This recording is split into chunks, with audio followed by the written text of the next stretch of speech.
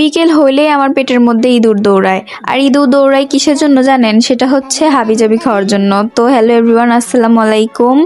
আমার নতুন একটি ব্লগে আপনাদের সবাইকে স্বাগতম। তো আমি নিচে চলে যাচ্ছি, দেখেন কি তাড়াহুড়া করে যাচ্ছি ঝালমুড়ি খাইতে। মানে আমার ঝালমুড়ি চটপটির দোকান দেখলে আমার কোনোভাবে মাথা ঠিক থাকে না। আমি এমন ভাবে যাচ্ছিলাম মনে হচ্ছিল কি প্লেনে উঠতেছি। তো 4 তলা থেকে নিচে নামলাম, এখন দেখি যে মহিলারা আমার জন্য বসে আছে আর কুকুরগুলো আমার জন্যই দাঁড়িয়ে আছে। তো এদিকে ঝালমুড়ি মামার কাছে বললাম যে আজকে মামা ঝালমুড়ি খাবো না, আজকে চানাচুর মাখাই দেন।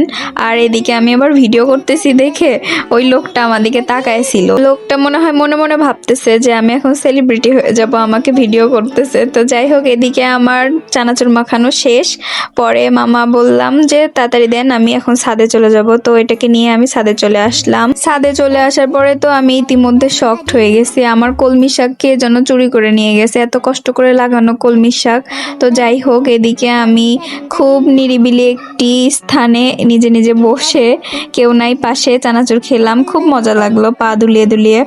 তারপরে ভাবলাম যে না, যেই নিক না কেন, আল্লাহ তাআলা সৃষ্টি সবকিছু। কলমি শাক আমি লাগাইছি তাতে কি, মালিক তো আল্লাহ। আর এদিকে আমি গাছে পানি দিতে দিতে আজান দিয়ে দিল। তো সবাই ভালো থাকবেন, সুস্থ থাকবেন, আমার জন্য বেশি বেশি দোয়া করবেন আর আমাদের পাশে থাকবেন। আল্লাহ হাফেজ।